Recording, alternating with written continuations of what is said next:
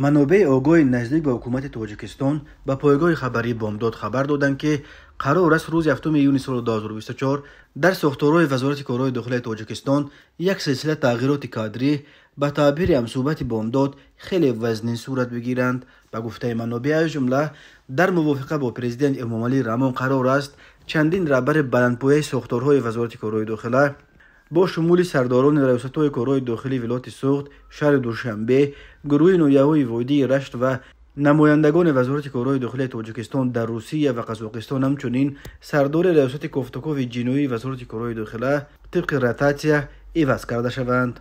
یک همصحبت بامداد خبر داد که گنرال مایور 37 ساله شاهرخ سعیدزاده که از سال 2017 اینک 7 سال باز سردار ریاست کوفتکوف جنوبی بود طبق رتاتیا ترک این مقام میکند و به جای گنرال مایور حمیدزاده باروتالی پرتوف سردار ریاست کارهای داخلی شهر دوشنبه تعیین خواهد شد. حمیدزاده از فوریه سال 2022 سردار ریاست وزارت کارهای داخلی دوشنبه بود. به کدام وظیفه گذاشتن گنرال 57 ساله حمیدزاده هنوز معلوم نیست، ولی قرار است روز 7 یون همراه او سرداران شعبه های کارهای داخلی همه 4 نویای پایتخت نیز عوض کرده شوند.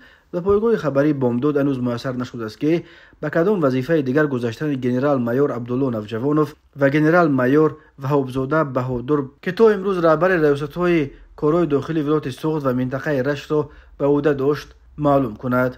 این هم هنوز معلوم نیست که به جای آنها کیا به رهبرهای ملیت سوخت و رشت تعیین میشوند.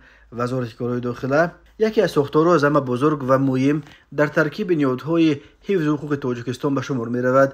در این وزارتخانه 2000 ملیت خدمت می کنند.